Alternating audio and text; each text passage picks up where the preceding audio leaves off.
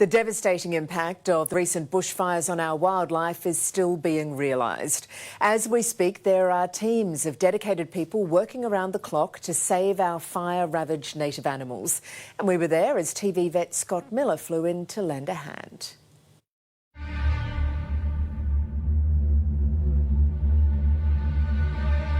In the line of fire, these are some of the smallest victims. Many are vulnerable, burnt and face an uncertain future.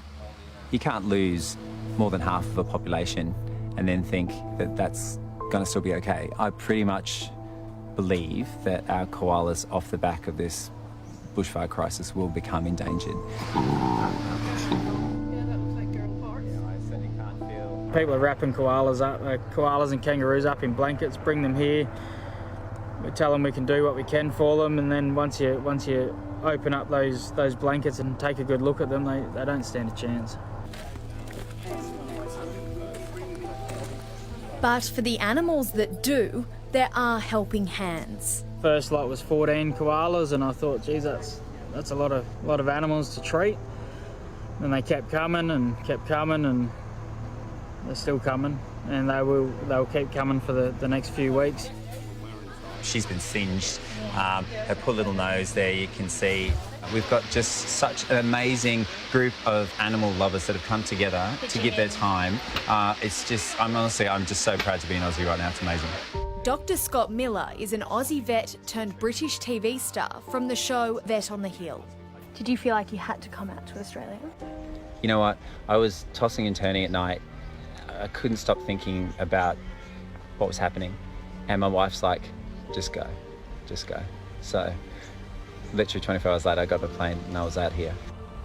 Based at the Kangaroo Island Wildlife Park, Dr. Scott has been out saving koalas along with park owner Sam Mitchell. Then you'll see the burnt hands and feet, and we're seeing that a lot, not just koalas but with kangaroos. Particularly, those guys couldn't get off the ground.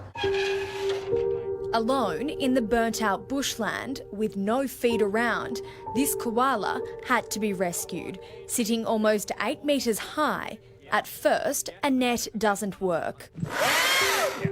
The pair use a chainsaw to help get this girl down. Okay, good girl. Okay. I mean, as gentle as I've got to. Yeah, you got her? Gentle as we can, but without hurting ourselves. Well done. She's feisty, and for good reason.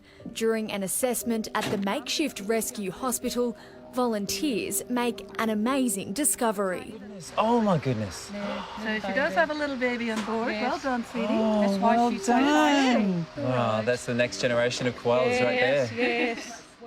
Working with Dr. Scott is Dr. Claire Moore from Save 'Em, South Australia's vet emergency management. Well, it's likely this one will stay in captivity until the vegetation's come back to good quality in 4 or 5 years.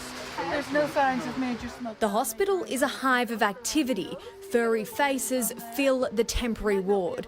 Most are suffering burns and dehydration. So burn to her chin there as well, and then with a little toe. So actually she's been out there in the fire fields for quite a while, because you can see some of these wounds are actually starting to heal. With a long road ahead, the Kangaroo Wildlife Park are taking things day by day. Rescues are still arriving. Those that didn't burn in the fires or suffer any injuries, we're starting to see a lot of them come in from starvation now, so it's not real fun.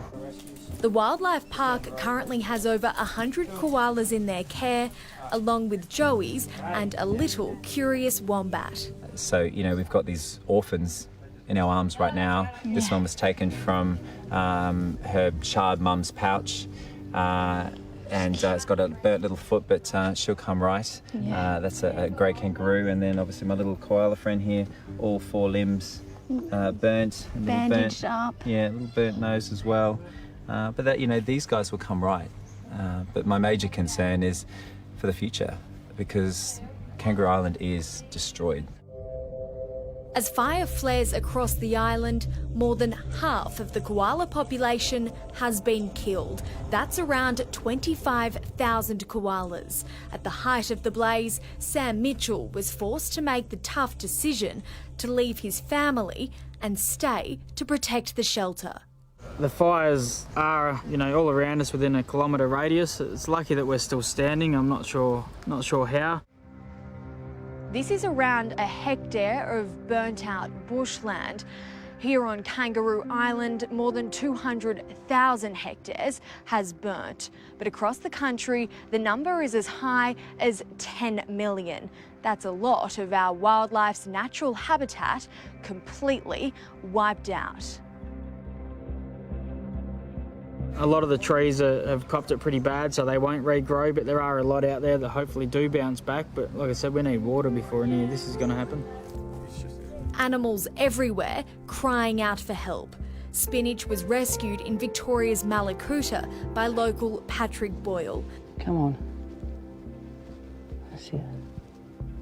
Now under the care of the Zoo's Victoria team, he and other koalas have been airlifted out of the cut-off community to receive critical care.